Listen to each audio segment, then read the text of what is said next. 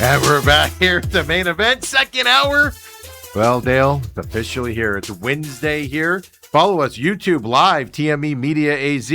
We'll start promoting this so everybody can join us live, and all the Scottsdale Christian Academy's opponents can tune in and watch the show version as well, this segment as well. Live on YouTube, TME Media AZ, of course, on demand later in the day as well. Text line 623-252-6670. We got a very exaggerated, Tori's got to go, like 4 lines of O's today. Obviously, a lot of people not happy with that output last night, but hey, it is high school season, starts here. They've been practicing, scrimmage tonight, game next Friday. Let's start it, our 4th year here, Dale, with a bird's eye view.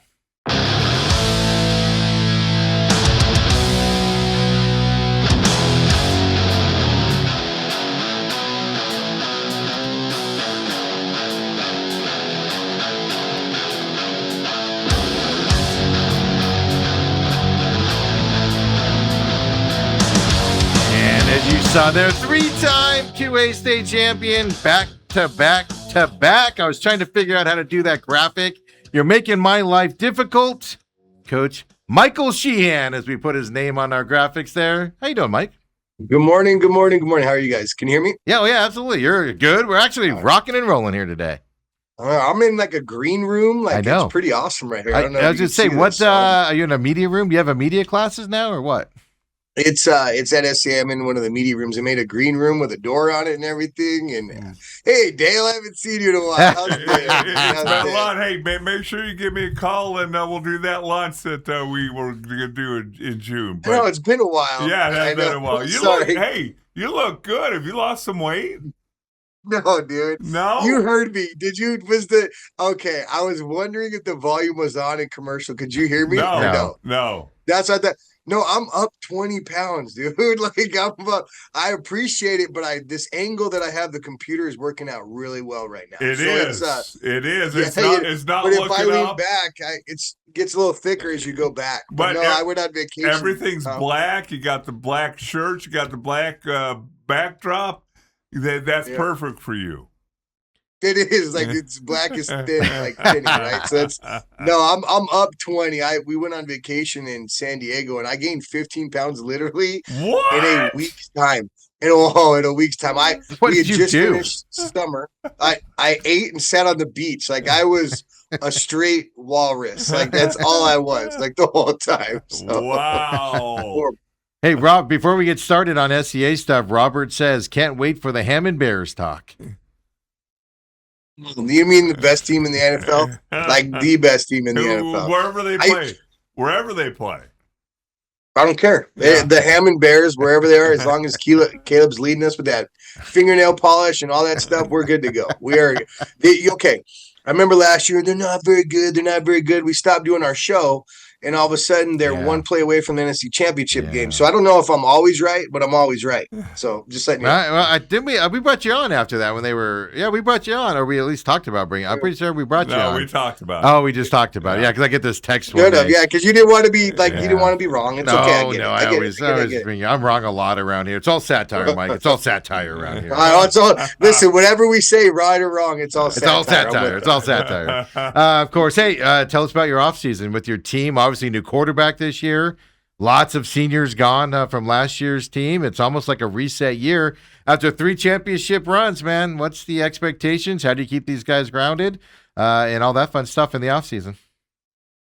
Expectations are still high, right? I feel like we have we now have a legitimate standard, which obviously you go into a program first year, wanted to do it, get better this way, Dale. I kind of do things a little bit differently. I still don't even know what my rhyme or reason is for stuff, but I kind of go with the flow of things. Our standard's high. We're always shooting for that gold ball at the end of the year. We do know that we're replacing a quarterback, we're replacing a lot of positions. We're kind of resetting. The younger is now older now, and they got to get a little bit more experience and go through some stuff. But I think we're on a good trajectory right now. I think it's one of those things where you start the year, and when we go into Pima next week and tonight, like scrimmage, we'll probably throw the ball a little bit more just to kind of throw the ball a little bit more. So it's not going to look like our true offense tonight and our true defense tonight. It's really just to get some good reps. But we'll really find out next Friday against Pima. I'm interested to see who we are and what we are. If we're physical, if we're fast, if we know what we're doing, if we're well coached. You don't know until you know. And that's the hard thing about this part of the year. So the interesting thing, it seems like every year around August is when Arizona gets its hottest. How have you dealt with the weather? Do you adjust practices, morning, evening? How have you gone about that the last couple of weeks? We have, I go in the morning until the last possible minute. So we go 6 to 9 until literally our last morning practice last week was Saturday. So we went 6 to 9 all June, 6 to 9 July, the beginning of August. We've been going 6 to 9. We truly just moved to afternoons this week. So we pretty much go 4:30 to 7. And how I kind of set up the practice schedule is if we can get on the field at first, we would love to get on the field at first. But if we got to go and chalk talk and weight room first and then get on the field after that, they've got these like goofy Dopplers now to figure out how hot it is, what the dew point is. And then you go like black, red, orange, yellow. There's like different versions to it. Monday we were in the black, so we didn't get out on the field till about 5:30.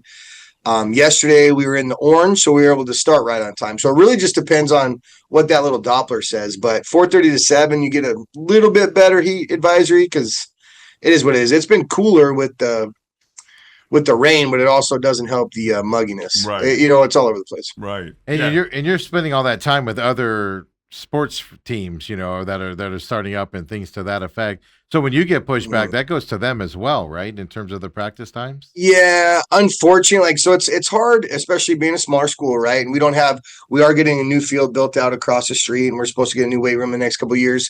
But until that time, the sports and the athletics have grown so much at SCA, which is amazing. Like our girls football team has, I think, 40 plus girls right now won the state championship last year. So we're sharing the field with them, which I love. Like I totally love that. But then you've got your off-season teams that want to be using the weight room. And if they're scheduled for the weight room at this time and our practice gets pushed back, like unfortunately, we take precedence, and I don't like to do that to other programs, but we got to kind of move some stuff around. And, I don't like to be the guy, well, it's football first, but we have the most amount of kids. So it's hardest to move us around. I don't even know if that answered your question, but that was the answer. Since you just brought it up, what's your roster size this year? What I'm getting at is first year. I think there's a guy. There's a guy on Twitter that says I think we're at 90. So I think are we around 90 or I don't know, that was 70 or 90 or something? I don't know. Boy, whatever he says is right. Really so grown. you know what I mean? Yeah. What if I tell you our roster size is at satire? I don't even know. If I say our actual roster size? What I'm getting at is your first year. I mean, you've been on this program for 3 years, so without getting into the numbers of it, right? I know we're having fun with that other conversation, but your first year, you had a hard time. You had just the kids that wanted to play football. Next year, you win that state championship. You got some basketball guys that wanted to come over and play, stuff to that. So you technically grew the roster, but from the hallways. Last year, you actually lost. It was harder to get kids to play last year at the beginning of the year. Some kids didn't want to do it or move into that side from the other sports. So what I'm getting at is this year, you've got 3 in a row. I can imagine some of the kids are like, I don't want to be part of the first team to not win a championship. I don't want to do that type of stuff. So what's the I haven't thought about that. Yeah. That's a good, interesting comment right there. I think football's hard, and I think not every kid wants hard in their life. So I feel like our roster size kind of stayed the same. I think we're between, I'm trying to get it to 50. We're probably at like 46, 47 right now. School started today. The only reason I'm on campus is to make sure I'm walking around and be like, hey dude, would you want to play football? Or if there's new kids, that's why I'm here today. That's why I'm in the green room here. But we're like high 40s, but honestly, I think you're right. I think I don't think it's necessarily they don't want to be the first team that loses. I think that's just me. There's a lot of kids but I agree. I think there's a lot of kids this age that run from hard work. And we've probably had 5 or 6 kids quit. Yeah. Because I don't think they realize what it takes to be successful or what it takes to work hard. And it's not even about winning at the end of the day. It's honestly, we're trying to change some attitudes and change some young men. And I think once they get into that, it's a little bit hard for some of those kids. they're not pushed that hard. Life's been pretty easy. There's electronics all over the place that make you lazy. And as soon as you take those things away and work hard, like some kid, it's not for some kids. It actually is for every kid, but it's easy to quit. It's easier to quit than push through some of that stuff too. So I think there's a lot of that. There's a little bit of epidemic in that. So I know that it's talk around the state and all that, your guys' success and all that. So, like the college coaches, NFL coaches, with each successive championship, they get more and more money. What's your bonus up to now? I think I get less and less every year. That's what it is. It's like, they're building a new he's here. He's not going anywhere. No, it's definitely not a money thing. There's no bonuses. There's none of that. I think my whole stipend goes to my kids going to school here. So it's, you know what I mean? It's one of those things. I don't do it for that. I don't do it for the money. I do it for the kids and the school and the program and all that stuff. And there's no bonus. Let's give your other part of your life a little shout out here. Says Steve saw your little movie the other night and number one again. And just give us the name of your real estate company and what you do there. You got to start plugging that, Mike. You don't do a good job of plugging that thing, man. You got to start plugging it. I try not to. I try to separate like my business from that, but at the same time, real estate is all relationships. So it's like, I love people. I love doing stuff. Like, I feel like I'm a coach all the time. I like having people, like helping people find their next home. And it's a cool thing because you get paid to do it at the same time, unlike football. You know what I mean? It's one of those things. But real estate I've been doing for a long time. I have my own group. I think I have 8 or 9 agents that I work with that work under me. Hold on, is it been doing it for a long time. I mean, what kind of leader is it? 8? Is it 9? Is it 10? Well, come on. Hey, when the market's not good, like they just kind of disappear, right? Okay. Like real estate's hard. It's hard. It's a constant grind. You don't get paid a salary, and if you're not making money, you got to do something else. So 8 or 9 is truly the answer because. Somebody might have to go get a job to be able to make sure they pay their bills. And I totally get that, right. But they're always on the team. There's always a spot. So when the market gets hot, they can come back and, go like that. But I do pretty well. I am, like I said, or you guys said, I'm like in the top, I think 0.005%, but I think it's kind of cocky to say that instead of 1%. But I'm up there. I work hard. When I'm not coaching, I'm definitely doing real estate or coaching my own kids or hanging out with my wife. But that's literally all I do is kind of help people. That's how I feel. Well, how do people get a hold of you if they're looking to buy a house or sell a house? Dude, I'm not as cheesy as that 72 sold, but you should have a little blurb right here, just like the Sheahan. Okay, we'll set it up. We'll set it up. That's the thing, yeah. This segment needs to be sponsored by the Sheahan Group and put my cell phone number up there. Well, hey, I don't know if I want my cell phone number for everybody who listens to this per se, but that's the problem right there, right? But no, I was thinking about the other day because you advertise around SCA. Of course, you support them and stuff like that. And then I was even thinking, like, man, we should be advertising this segment of the show on your new gorgeous scoreboard and all of that stuff. And I was like, it might be too late, but I was like, I got to hit Mike up on that. So that's a good idea. I actually like that. That's a good fan idea. Base there, the parents, the students. And it's on YouTube now, live on YouTube, and I love that. That's actually great. We'll do something with that. Keep that in mind, but it's all part of the advertising side of it because, like you said, it's.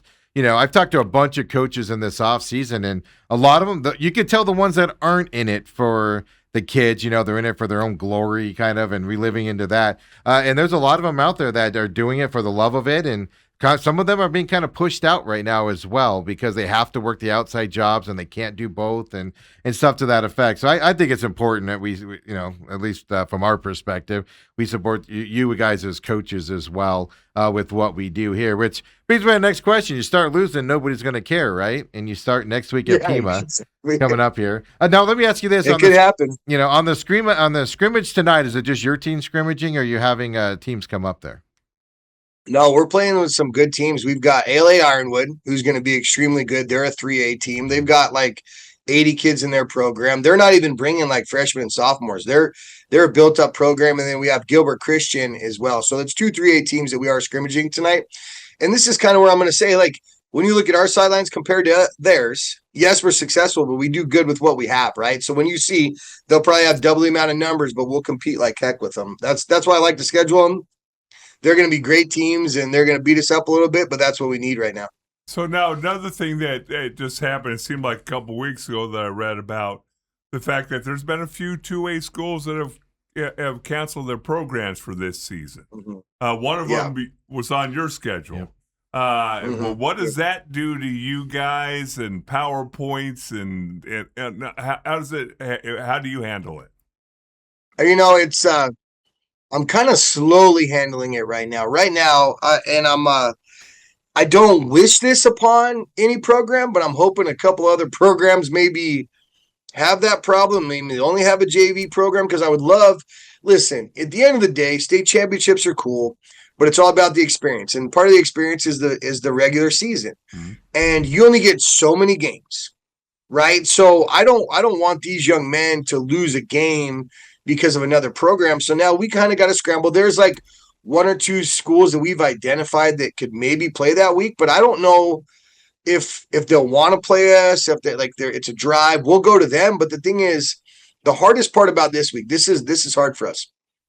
So high school goes to retreat, and we go up to Flagstaff for a full week. It's like Monday through Friday, or Tuesday through Friday, and that we go to retreat, and it's up at Lost Canyon, and we're there the whole week. We don't practice football. We don't do anything.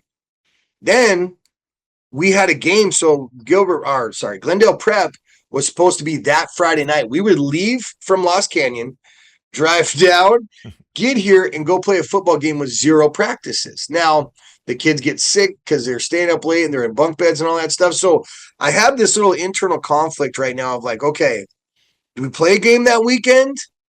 Do we take that as a bye week?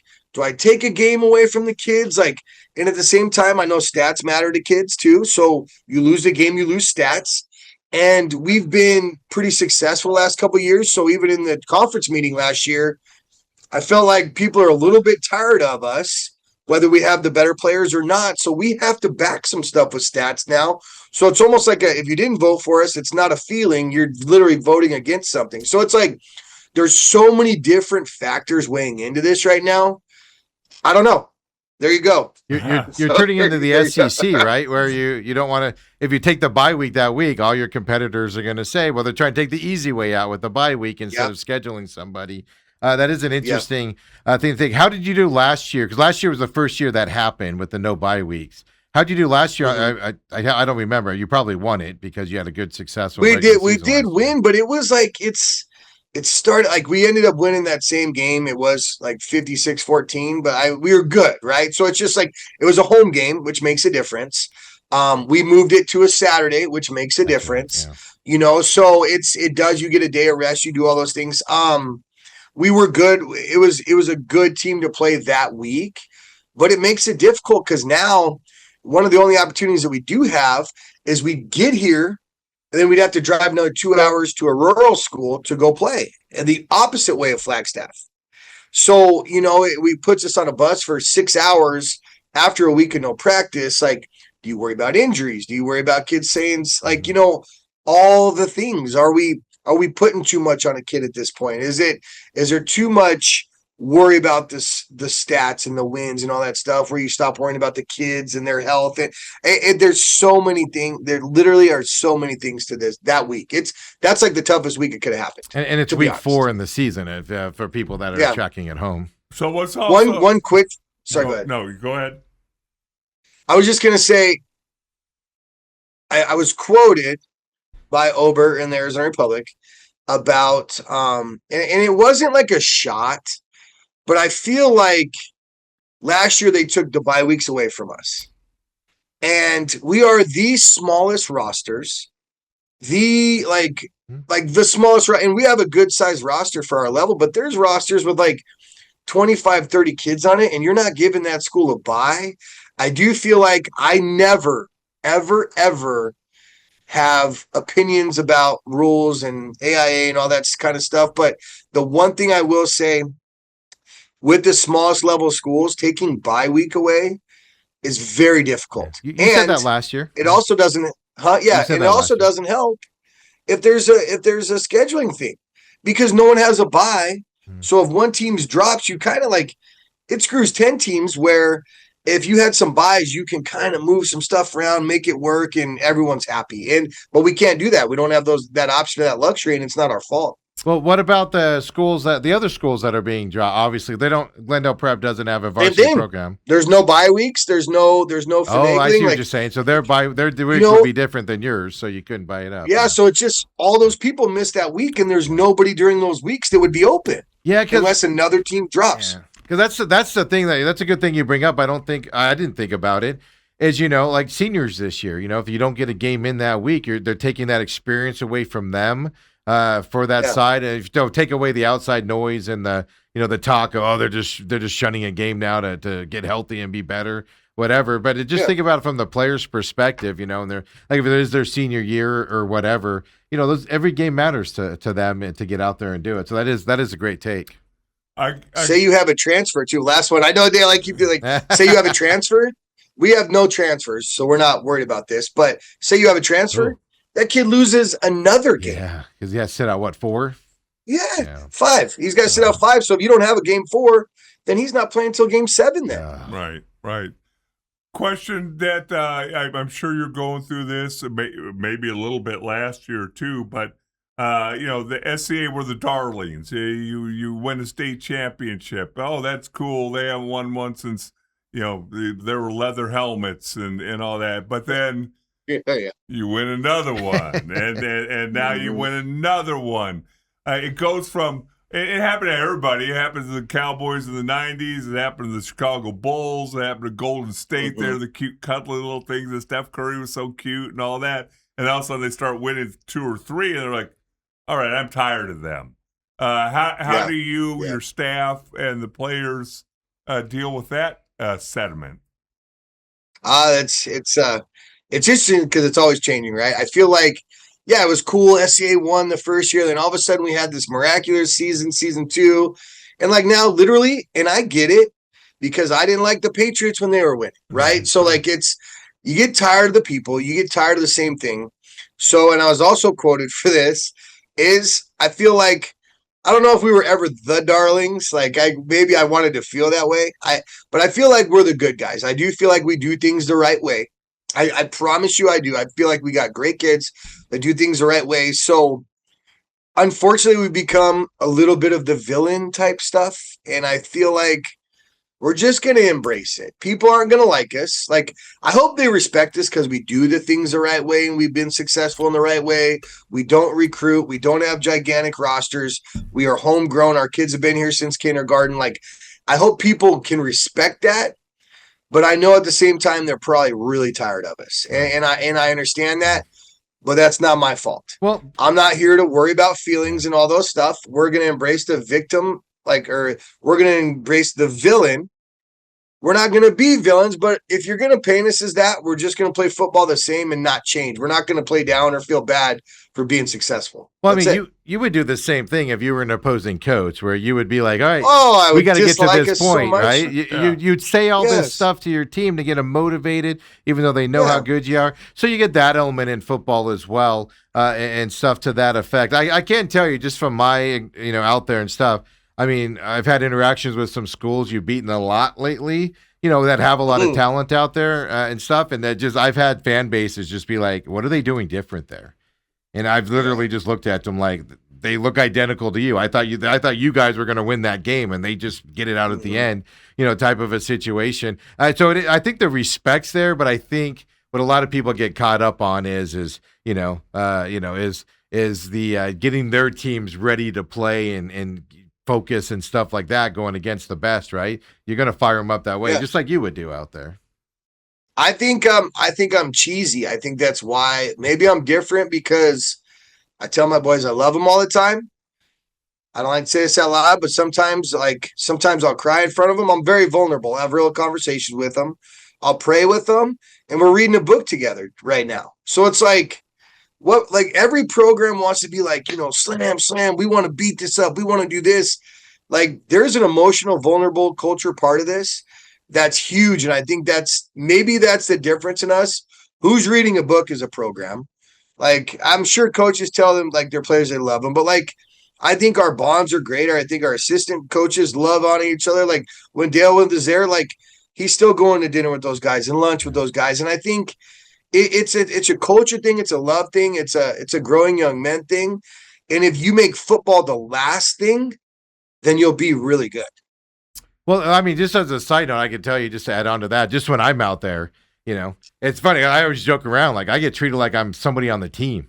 And I'm like, players are 5'5" me and I'm just like, guys, I'm just here to report on your game or what. Awesome. Coaches will come over and talk to me and stuff like that. So it is, and I'm not saying other teams aren't that way and stuff like that, but it is an amazing thing that you guys do up there, and you guys got to get credit for it there as well. So at the end of the day, before I get out of here, Mike, the biggest compliment is you wouldn't like you and your team at this point. Yes. I would not. I would not. I honestly, I would find so much about Mike Sheahan that I really, like, even I would respect it, but I'd be like, oh, I hate that guy, and this is why. Yeah, look and my team would know. Look at the way he talks. Yeah. That my team would know all about it, and we would. Oh, we don't like Sheahan. I guaranteed. You're 100%. Yeah, that's what cracks 100%. me up about some of that noise is like it's like, well, you'd be the same way, type of a deal. But it is fun. Yeah. But hey, Mike, we got a little short one here today. I wanted to get you on. You're going to be on every Wednesday for the season coming up here, except for that break week. You always miss that week coming up here. As well. Oh, actually, never mind. I tell you what, do you have a second? I can bring you back now. Ethan's producing and he was having problems. So let's take a break. Can you come back, Mike, with me? I got a couple other things. I don't even know what's going on, but I'm here. I know. Yes. We just changed stuff here. I know. We changed stuff on the fly. Are you getting out of there, Dale? I'm getting out. He's going to go golf. Are you leaving? Yeah, I got tea time. Hey, Mike, look at that. I should have known it was the T-shirt. Look at that. It wasn't that just blue old shirt. Look at that polo shirt he's got on. I don't even know what that is right now. Is it chiclets? SMU. Are they like chiclets? It's SMU. It's the ponies. Yeah, the ponies. It looks like good and plenty for you, like the candy. It looks like a bunch of good and plenty. Football program in history, 81, 84. Their quarterback got hurt. Quarterback's hurt. He's got a thumb problem. What's his name? He's got hurt. That's fine. Jennings got 81, 84 were the best team in the country. He doesn't care about today's team. He doesn't care about today's team, Mike. Yeah, come on back. Let's have some fun with Mike here. Getting ready before we get into the game weeks out there. Dale, get out of here. We're tired of seeing you. Come on back, everyone. Main event.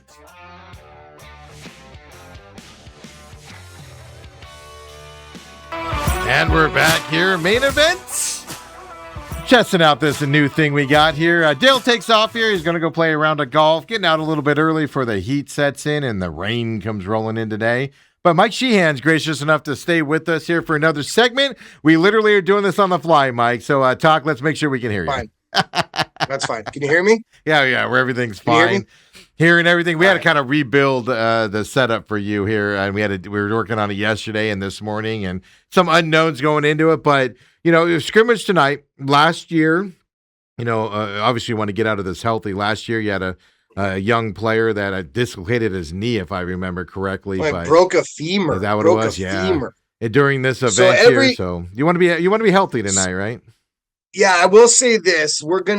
It's even the other coaches know I like to get competitive. So I think I'm going to tone myself down a little bit tonight and just like, okay, let's throw the ball around a little bit. They can't hit the quarterbacks. Let's get some good work. Let's get some pass protection. Let's get the ball out. If we complete stuff, great. Let's work on the little things and kind of get out of there healthy tonight is truly the goal. That sounds soft, but it's not, because every year we've had an injury. We had knee, broken femur. So we got to be careful. And I'm not saying last year's kid wasn't pivotal to the team, but a guy that you were counting on a lot a couple years ago went down with that knee injury. So I'm not saying it's less last year or anything to that effect, but you want to get out of this healthy. So look, just to set everybody up for this season, you start at Pima coming up here. Last year, Pima had a lot of graduations, and last year they had a down year for Pima standards.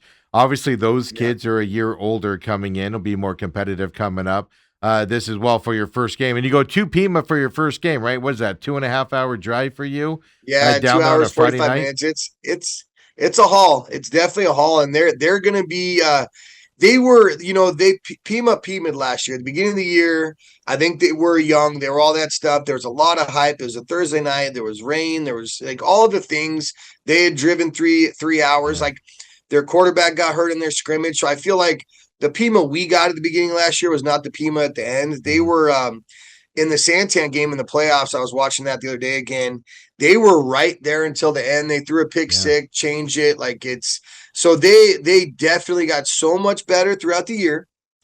And their quarterback's they have a 4-year starting quarterback now. Grimes, he's going to be there. They've got a backfield of Palmer, who's a senior, another young man that's playing tailback. They got a big old line. I think they're going to be much improved this year. Let's say that. The question I got for you on this is because like you've this is the 4th year you've been coming on this show, but even before that, like you started with Santan, right? A top level 2A team. Every year you expect them to compete and play hard. You start with that team. Now Pima last year, Pima this year as well. So you always start against a team that's supposed to be in the running here for a championship or get to the championship game in 2A. Is that done on purpose by you guys? And then kind of lay off? I like that. I truly like that. It's kind of going back and forth. We beat Santan that first year I was here.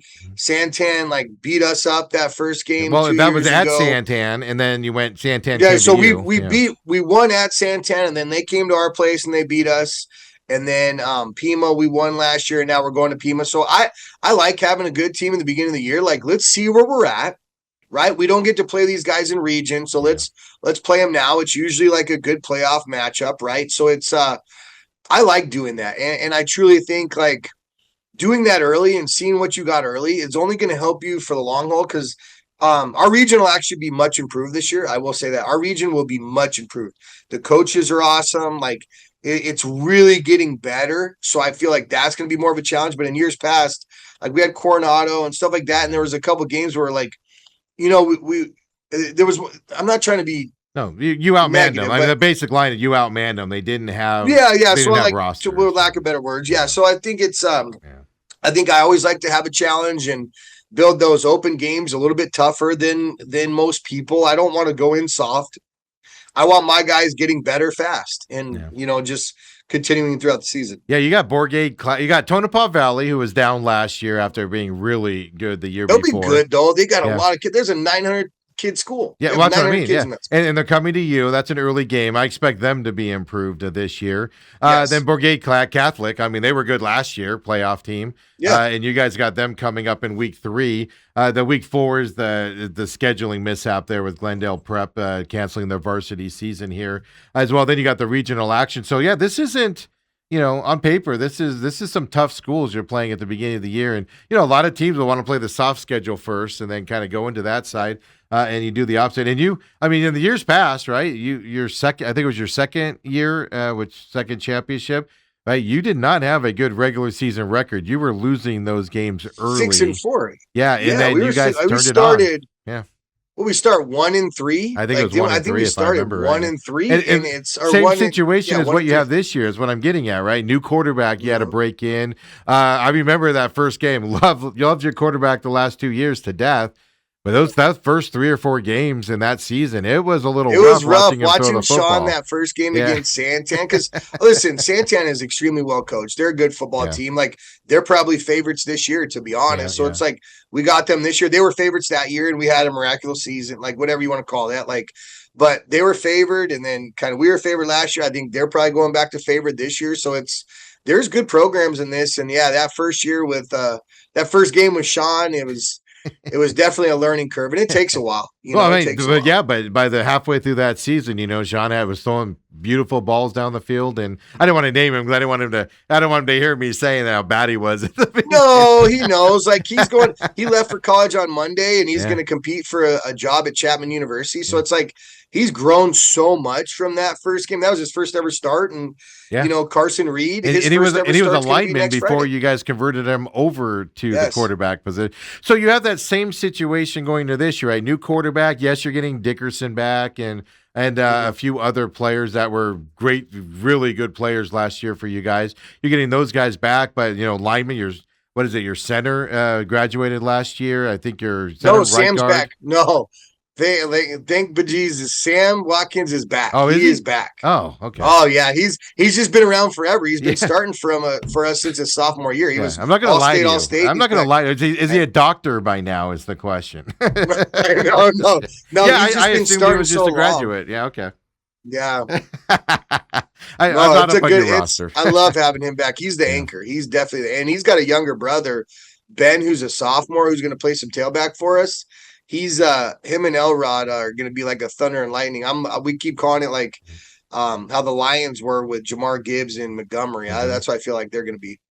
Yeah. So tell me, I mean, same coaching staff, Ty's back as well. Your defensive Yep. coordinators are back. I mean, your coaching staff shrunk last year because it's obviously a big commitment and guys, have to make money to support their families and stuff like Yes. that. Coaching staff, any major changes, anything coming in for this year? No, we added a coach, Coach Aaron Weiss, who coached at Brophy and Saguaro during the big years. He's Kenny Dillingham's actual brother-in-law, so he brings a lot to the table. It's he's a great quarterback, so we're getting him to work with Carson, so the development comes a little bit quicker. So well, you have to explain who Carson is. Tell everybody. Yeah, Carson Reed is our new starting quarterback. Yeah. So he would have started on defense for us last year because Sean was playing quarterback. He would have been our backup. Had a knee injury week 1 and didn't play again. Yeah, so he has one varsity start, and it's Veritas as a freshman. That game we won, that we had everybody kicked out, right? So we couldn't in that playoff game. Yeah. Yes, exactly. So that playoff. Sorry, I had a client call. Oh, that's right. Yeah, I forgot. Yeah, he started that game that year, right? Yep, yeah, he started that game and all that. So he threw a pretty football. He threw a pretty football for that game and everything. So I think he only threw like 6 times and had 2 touchdowns. I think it was like 2. I think it was like 3 for 6 with 2 touchdowns. Yeah, exactly. So I don't want to overhype it if he's watching this. So take this with a grain of salt, kid. But no, I remember because I told you, your future's bright with that kid, man. The way he throws that thing, I remember telling you that. He is good, and I think it's going to be a learning curve because he lost a whole year of football. So that's why I kind of want to spin it around tonight, and I think it'll be interesting to see like his development and his growth throughout the year too. I think he's super intelligent, confident, like very well versed. He's got great feet too. He can run really well. So it's going to be that's the one thing where I'm like, okay, what do we have here? Right? What do we have here? I know we have a good athlete, but I know we had a kid that lost a whole year of football, and it's his first year starting. So I think his maturation process is going to be like how the team goes as well. Oh yeah, exactly. And I mean, he's got some veterans, pretty dang good veterans to rely on as well. As he comes back to kind of help him out from that side. So overall, team.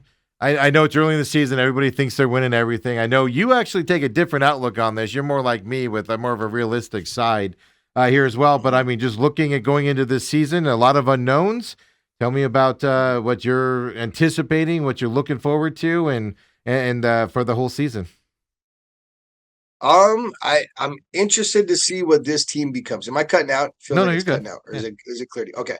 I'm interested to see what this team can do. I feel like there's a senior class that now has 3 state championships to their belt, right? Mm-hmm. Now they're the guys, they're the standard, they're the guys that are at the top now. Are they able to lead this team and continue to grow and not be complacent and be hungry and humble? I'm interested to see this junior class, who's like a very, very gifted class. I'm interested to see them step in the roles of no longer just support, but they've got to be some of the dudes that, do the dirty work and do all this stuff. They're not sophomores anymore. They're now upperclassmen. And I'm interested to see like how they can grow through that and how fast they can grow. I'm excited for our sophomore class because there's a couple kids in there that are going to start, like even over some juniors and seniors. Really? So there's a couple super talented sophomores.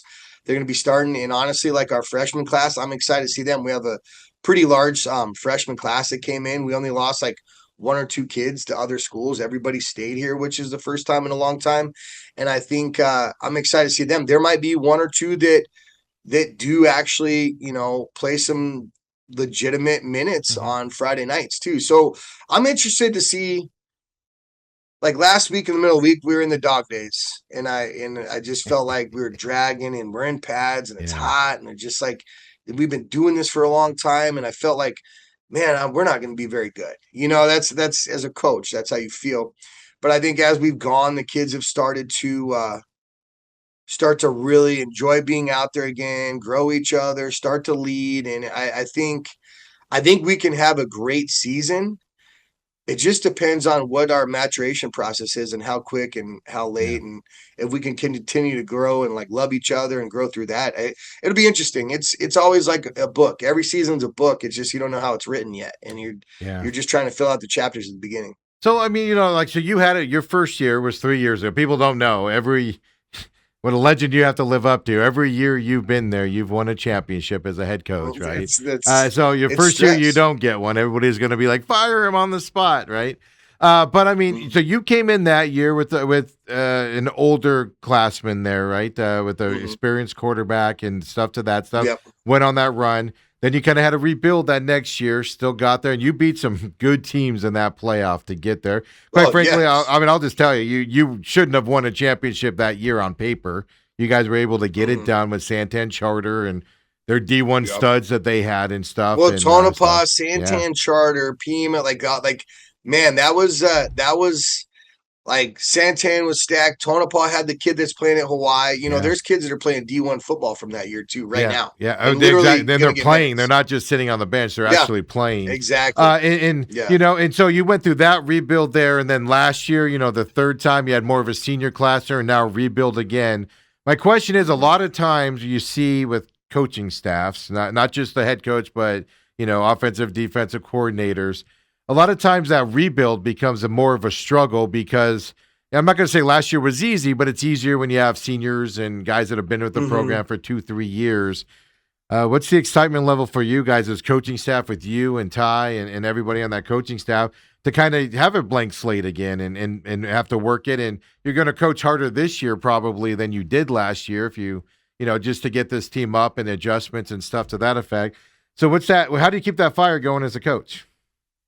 I think it's like it's kind of fun. You forget about the past and it sounds crazy because the past doesn't matter. Yeah. You live in the moment, and your job as a coach and as a program to help this next group. It's not even the next group. It's help this group. We're in the moment right now, and just like coach your butts off, love on them, and try to get them to be the best possible group that they can be. Now, when there is a standard, you get sometimes you hold them a little bit higher, or sometimes I get a little bit more frustrated because I want more out of them. They might not be there yet, but we're trying to get them there. So just the constant push, make sure they know when they're being successful, like all those things, just the growth period. It is fun, like each year is like running a business.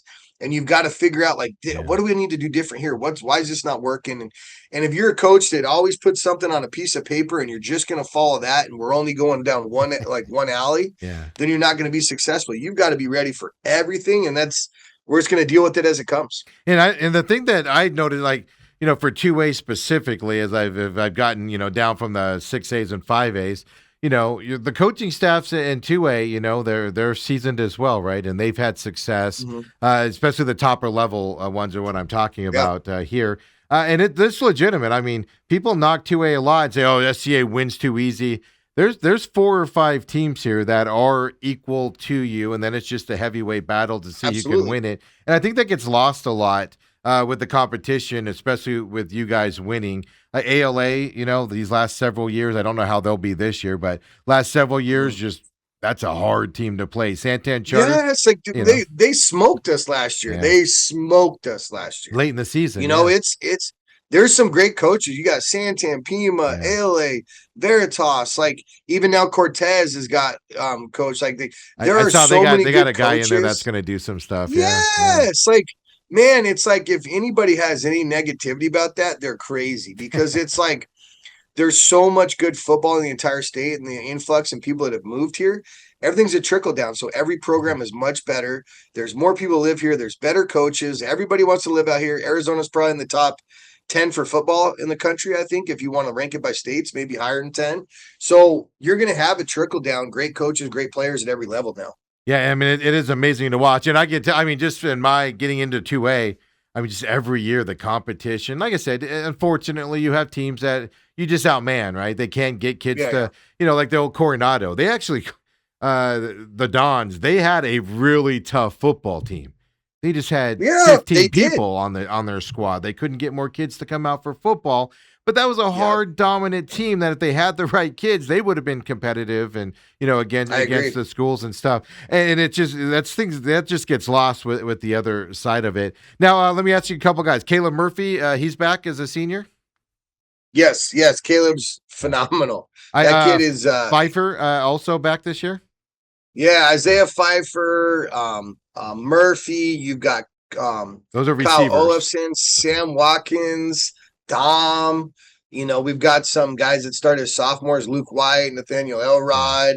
You've got like Dylan Dufek at corner. Like we do return a lot of really, really good football players.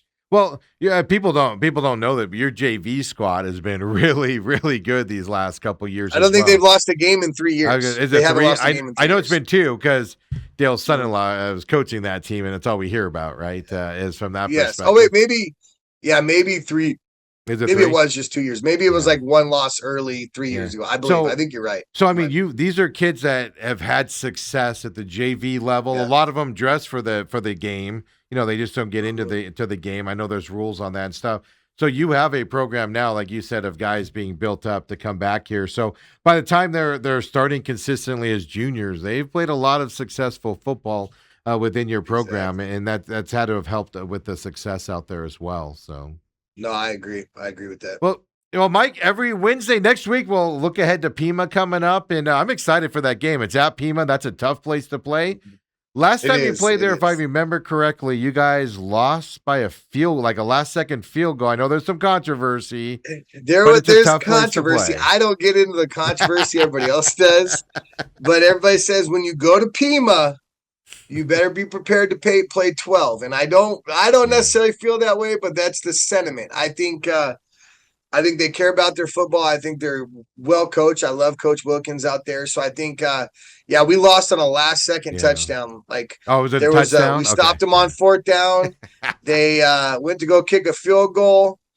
They kicked the field goal, but they blew the whistle because the play clock had gone out. But I don't even know. It was very whatever. The field goal was going wide left. We don't have to get into it. And then the whistle blew, and then they scored on the next play. So my only point is it's a rural school. The town shuts down for the football games. It's a hard-working. I call it a farm town. I don't know if that does it justice, but blue collar. These guys are lifting cement and hay bales and all of that stuff. Dude, the kids are awesome. I absolutely I love the kids at Pima. I honestly do. They're our opponents. I respect the heck out of every single one of those kids because they'll probably go to work and then go to practice after that is what they're doing. Well, a couple of years ago, that I can't remember his name now. That stud guy, he owned his own concrete business. Yeah, he's throwing Martinez had his own concrete, but he'd be pouring concrete for 10 hours and then go to practice. That kid was a monster. It takes a lot for me to walk up to a kid in 2A and be like, "Holy crap, you're huge." Yes. He was gigantic. So. Yeah. So you got what time does the scrimmage start tonight? 6 p.m., my friend. What happens if because weather's supposed to move in tonight and stuff? Is there? We don't move it back. You just kind of, if it cancels, it cancels. You kind of move on to practice. So it's the scrimmage. You don't usually reschedule. Yeah, I was just curious. I know it's good practice for you against another team coming up for next week. So season starts next Friday for you guys out there. So we'll have you on next Wednesday as well, of course, and preview that first game coming up. And looking forward to another season having you on, Coach. Yeah, absolutely. Thanks for having me, and I'm excited to have all my fans listening again. I know I don't have fans, and now now they don't have to wait for the podcast fans. Version. Now I have zero they could join the YouTube chat now. Is what we exactly can talk about. Perfect. Hey, all you gotta do is like I did yesterday, just laugh at them and point it out there, and they'll just block you. So. Oh, I do. I enjoy that. I'm surprised I'm not blocked yet. I wish I was. He said he swears he's muted you, but he sure does respond a lot. Lies. In all seriousness, man, it's great to have you on again. We'll see you next week. All right. Thanks, buddy. Have a great weekend. You too. Thank you. And for everybody else,